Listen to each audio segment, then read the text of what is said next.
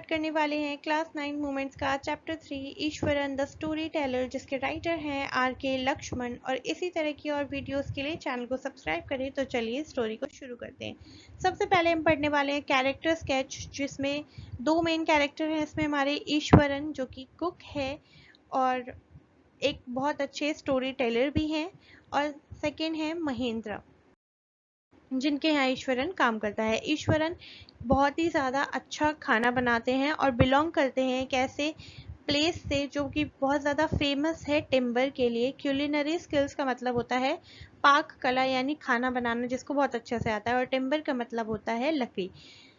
वो अपने मास्टर को सर्व करते हैं, महेंद्रा को, और उनके प्रति बहुत ही ज़्यादा लॉयल है और ऑनेस्ट है।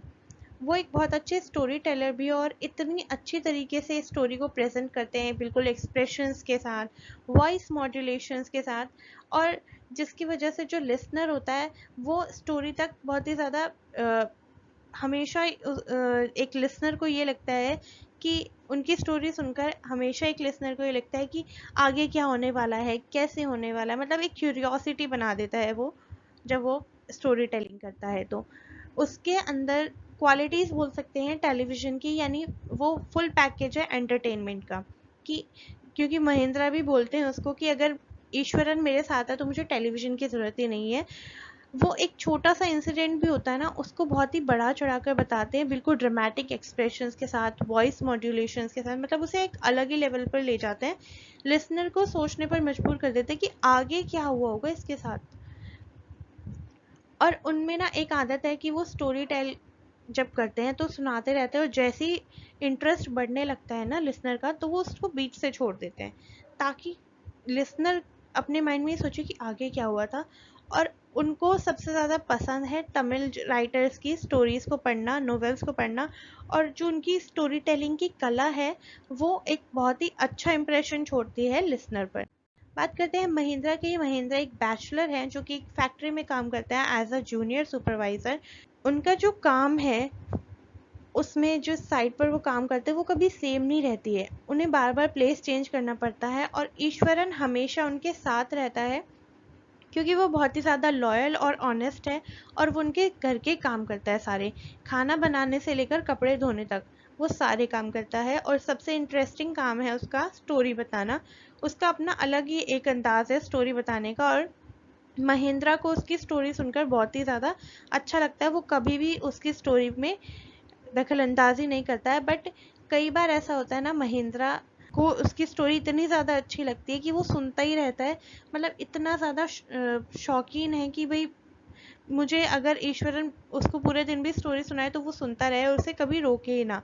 बट कुछ ऐसा होता है जिसकी वजह से वो बहुत ज़्यादा डर जाता है और उसे अपना वर्क प्लेस चेंज करना पड़ता है ईश्वरन की स्टोरी की वजह से।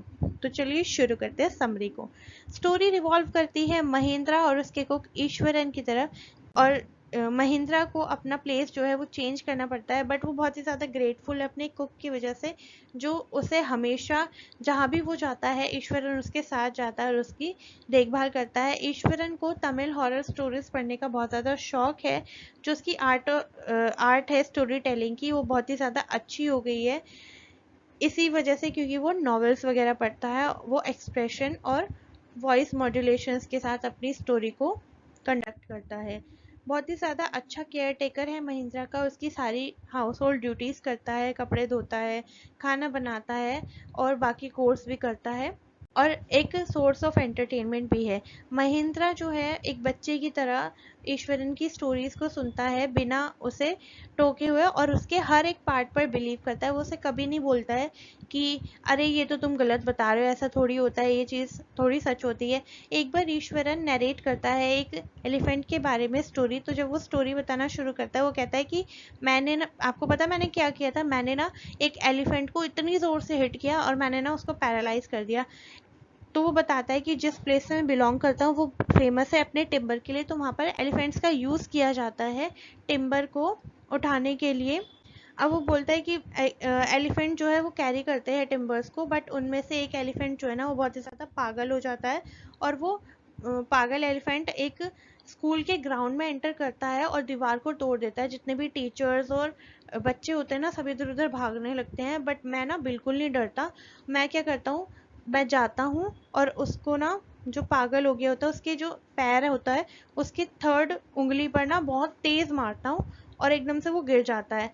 पता है, वो कहता है कि मुझे ना एक सीक्रेट पता है, अगर आप किसी के पैर की थर्ड उंगली पर मारोगे ना तो वो ना इंसान पैरालाइज्ड हो जाता है। अब महेंद्र इस चीज को कहता नहीं कि ये तुम क्या बोल रहे हो, नहीं, वो सुनता रहता है। अब वो इतना बोल ही रहा होता है, फिर वो कहता है कि चलो ठीक है, मैं खाना बना के आता हूँ। उसके बाद मतलब वो उसकी ट्रिक होती है कि मैं छोड़ दूँ, मेरे से रिक्वेस्ट करे सामने वाला कि अब मुझे बताओ आगे क्या हुआ था, तभी बताता है। तो वो छोड़ के चला जाता है, खाना वाना बनाता है, फिर वापस आता है, आके भी बताने नहीं लगता स्टोरी, वो खाना परोसना शुरू करता है। तो महेंद्र ही उसे बोलता है, अरे आगे तो बताओ क्या हुआ, एलिफेंट पैरालाइज हो गया, उसके बाद क्या हुआ उसके साथ। तो वो ये बोलता है कि अरे फिर क्या होना था, डॉक्टर्स आए, उसकी देखभाल की, उसे दवाइयाँ दी, फिर वो एक दो दिन में ठीक हो गया, वापस से उसको जंगल में छोड़कर आ गए। फिर ऐसे ही खाना खाते खाते वो बीच से स्टोरी शुरू करता है और स्पिरिट्स के बारे में बताना शुरू कर देता है, घोस्ट की बात बताना शुरू कर देता है।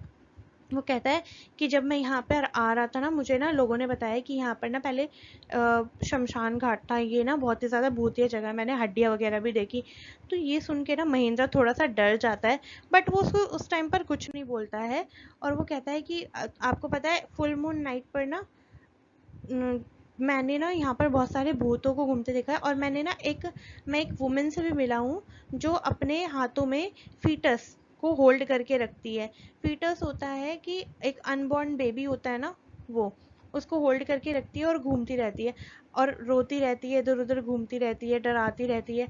अब ये बात सुन के ना महेंद्र बहुत ज़्यादा घबरा जाता है, और एक लीफ की तरह, जैसे जब हवा चलती है तो लीफ कैसे फड़फड़ाती है, इस तरीके से वो एकदम कांप जाता है।